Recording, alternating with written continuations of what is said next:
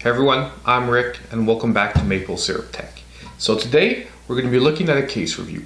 Just before that, really quickly, I think you guys who follow the channel noticed that my set has changed, and that's why the channel's been quiet for the last couple of weeks. Basically, I've been setting all this up. The good news is that starting now I should be able to make videos on a much more regular basis, since I now will have a dedicated workspace and filming space. So without further ado, let's get to the review. So today we're going to be looking at the ROSEWILL FBM X1, which is pretty much the cheapest case available on the market when it's on sale. We're going to look if it's worth going this low in price, if the case actually stands up and has decent features. So without further ado, let's start with a description of the case, and then we'll go look at the positives and negatives right after that.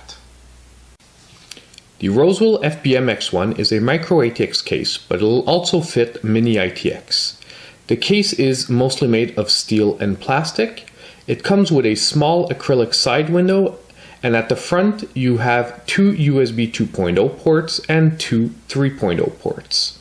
You also have an audio and microphone jack and also power and reset switch. On the expansion side, you have a 5¼ inch external bay, and the description of the case says that you have a 2.5 inch bay on the inside and a 3.5 inch bay. For cooling, the case comes with a pre-installed 120mm fan at the front and an 80mm fan at the rear. There aren't any really other cooling options for any expansion on that side. The PSU is top mounted in the case. The max GPU length that the case supports is 300mm, and for cooling clearance we have 140mm for the CPU cooler height. The overall dimensions on the case are 35.2 centimeters high by 36 centimeters long, 17.5 centimeters wide. And the case has an overall weight of about 5.95 pounds. Okay, so now that we know what this case is offering as options, we're going to take a look more in depth at the positive features. Let's start with the positive features on the case. Now, the most blatant and obvious positive feature on the case is the price. This case normally is priced regularly around $30. However, if you get it on sale, I got this one for $15 US. I paid 20 Canadian, which is the equivalent of 15, and that was free shipping included from Amazon. So honestly, this is one of the cheapest cases you can really get on the market when it's on sale. And honestly, we're going to go through the review, but if it's at the $30 price point, to start out with, don't look at this case. There are better options out there. But when it's on sale at that $15 to $20 point, this case can have some real positive aspects and some real, use case scenarios.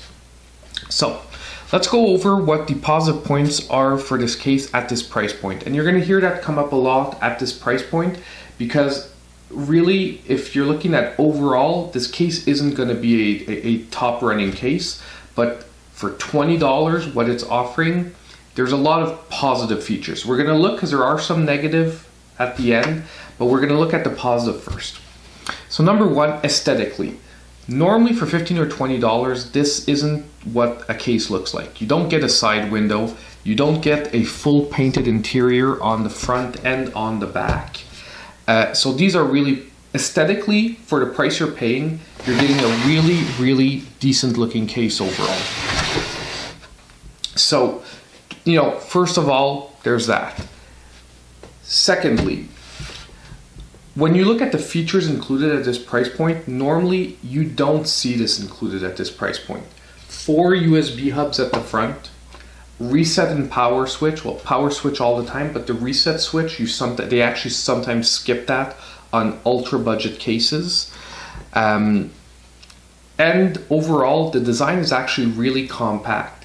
Normally, really cheap cases, it seems counterintuitive, but they're overly big for no reason, because they didn't force themselves to design the case to be compact and efficient.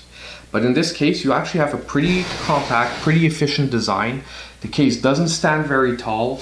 It's a micro ATX enclosure, and it's really in the size that normally micro ATX cases come with.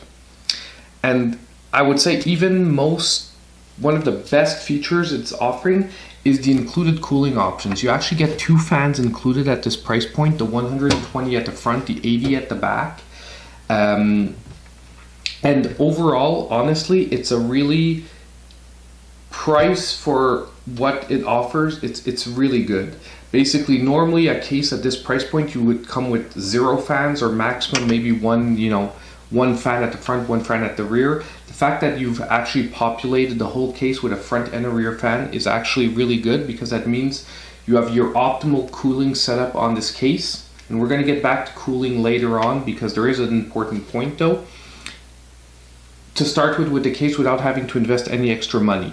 And for anyone worrying that an 80mm fan exhaust is too weak for this case, don't worry about it, because since the PSU is top mounted and there's no opening at the top, basically you have to use the PSU as sort of a second exhaust port.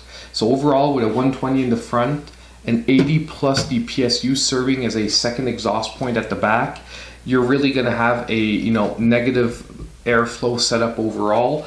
And generally that's what you want in this type of case, where you actually don't have a lot of fans pushing air to you.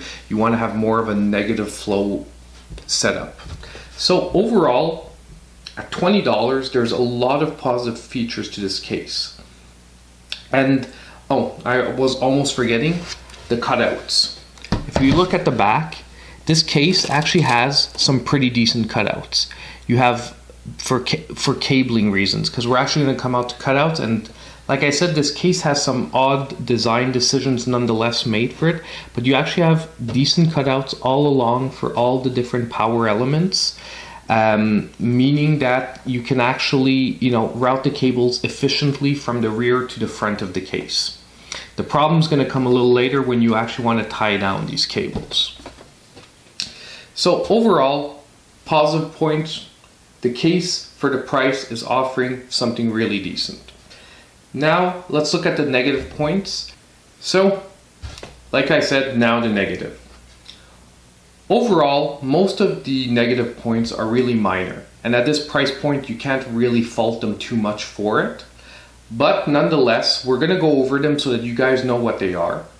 And there is one major fault with this case. I'm going to offer a couple of quick solutions, but let's get into it and look what exactly we're talking about. So earlier, or a few seconds ago, we looked at the cutouts and said that the cable cutouts were really, efficiently placed, especially for a case in this price point. There is one negative though. If you look, there is no cutout under the motherboard. What that means is that cooler installation for some model, some make and models of coolers is going to be really a challenge in this case. And if your cooler has any type of mounting behind the motherboard, that means that if you ever need to change it or swap it out, you actually have to pull the whole motherboard out, take the cooler off, reinstall it, reinstall the motherboard, which is a huge hassle. And since they took the time and money to design all these smaller cutouts around, I don't see why they just didn't focus on the major cutout that you generally want in a case, which is the one behind the motherboard to give you access to the mounting solutions. So it's just an odd design choice. Secondly, once again, they placed a lot of cutouts, making cable routing really easy from the back to the front of the case, but there are absolutely no tie down points. Like, all the tie down points that I made are basically because I've put enough pressure between the cables from the front to the back of the case that they're sticking to the case, but technically they're not tied down to anything, making cabling really difficult in some cases. And most people are just going to stuff everything up in front here if they're not using the 5 1/4 bay. Once again, odd decisions. You're taking the time to make really well placed cutouts, but you're not even taking the time for 1 or 2 tie down points towards the middle, especially since you didn't decide to cut out the motherboard. That it's not, like I said, at this price point, it's not a deal breaker. It's just odd design choices because of the things that they're already including. Number 2, we've got, they're basically telling you that this case supports a 300 millimeter GPU. I've got a pretty small GPU in here right now. It's an RX 560, which means that honestly, it's one of the smaller GPUs on the market. And if you look, it's almost at this sort of plate here, which is where you mount your drives. Your drives are mounted here at the front. The problem is that if you have no drives mounted, of course you can fit a 300 millimeter GPU in here, because basically the GPU can come all the way up to right in front of the fan. The problem is, if you're fitting a 300 millimeter GPU, there's no way you're going to be able to have space to fit the drives in, and even without the drives, actually plugging in your power cables, if they come out of the top of your GPU once you're behind this, is going to be one heck of a job. Like, it technically can fit that 300 millimeter GPU, but in reality, I think you're going to want to limit yourself in this case to whatever GPU basically stays in front of this sort of steel mounted plate at the front. Okay, so that's overall, that would be like the second major drawback from this case, is that they're basically saying it's 300 millimeter supported, but to me it's more theoretical than actually feasible in a real life scenario because of where you're going to want to place your drives, of how the power cable is going to come into the GPU, and so forth. Lastly, I would say one of the other small points is that basically, except for the first cover on the on the back plate for the expansion slots, they're all break-off points, meaning that as soon as you remove them, if ever you change GPUs and your new GPU takes less slots, you'll have open slots, and because you can't replace them after. Once again, not a deal breaker at this price point. It's hard to fault them for that, but nonetheless, it's something to take into account. That is one of the less pleasing features of the case. Now we're going to get to the elephant in the room, the big problem with this case. If you look at the front here, it looks like this is actually graded and offers you airflow, but it doesn't at all. This is closed off. This is all solid plastic. There's no air getting in through here. The only place that air gets in through the front is through this hole at the bottom. That'd be great if this case was at least, I would say, a centimeter off the ground.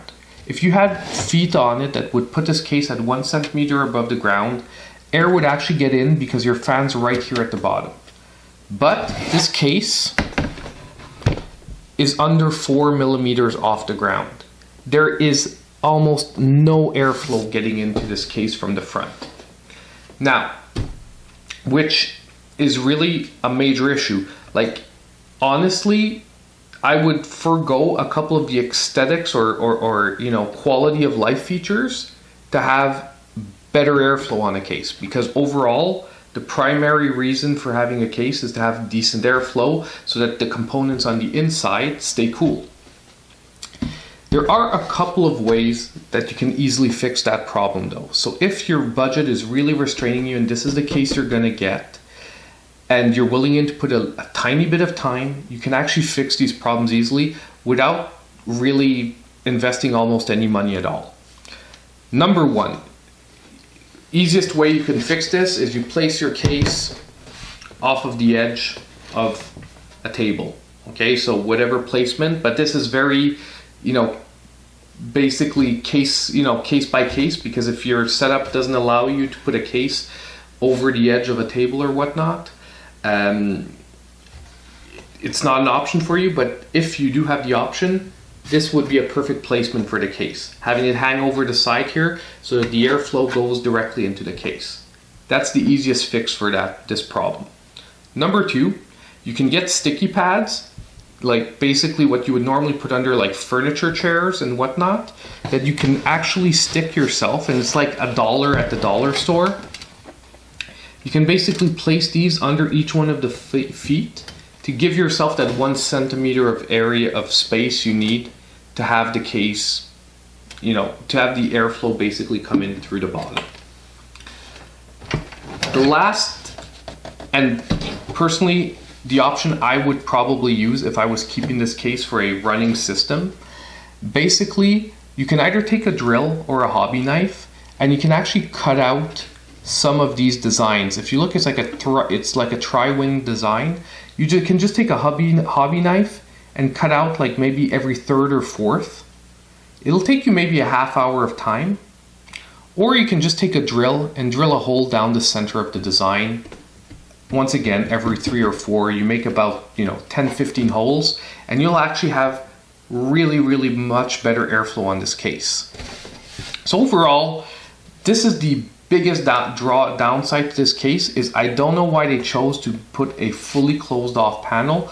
Obviously it was probably money wise, because basically machining a graded panel is more expensive than just a flat plastic panel, but at the same time they put this design in it, meaning that probably wasn't very far off to integrate holes into a design. But nonetheless, it's a choice they made. You guys need to know about it, because without one of the corrections I said, there's very little airflow coming from the front of this case when it's on a table, or when it's not, like I said, when it's not hanging off of something. And do yourself a favor, never use this case on the ground, because it sucks all the garbage up through that slot. All the dust, all the garbage that's on your floor, it's just going to get sucked straight into this case. You're going to have to clean it on a very regular basis, and you're probably going to have a really gummed up power supply and a really gummed up heatsink. So overall, this is the FBM X1 from ROSEWILL. It's incredible price, aesthetically very decent case, has one major flaw that is fixable. The only thing is that if someone can actually fit like $30 to $35 in their budget, there are better options out there. But if you guys are really wanting to save as much as you can on the case, if it's on sale for $15 or $20, this is a very decent pickup. And where I can see this case really being a champ is someone who wants to flip a PC. If you buy old PCs, you want to easily flip them, you just want a aesthetically pleasing case so that you can flip your PC and give it a better overall look to get a higher sales price, this is a perfect case for flipping a PC, as long as it has a micro ATX board or smaller. Because honestly, aesthetically, it doesn't look like a cheap case. It offers decent options for people looking to buy a used PC. And for $15 or $20, you can't really ask for much more than this. So overall, I hope you guys appreciated the review. It's a sort of special case. It's not I recommend this case or I don't recommend this case. It's, if your budget is this limited, it's not a bad case if you fix the airflow. And if you're looking to flip a PC, so you really want a case that you can buy like 10 of and just keep them on the side and flip PCs on a regular basis, this will be the perfect case for you. So I hope you guys liked the review. Please like and subscribe. We're really close to that 1,000 mark, and I really would like to hit that as soon as possible. So please like and subscribe. It helps the channel a lot. And I'll see you guys in my next video.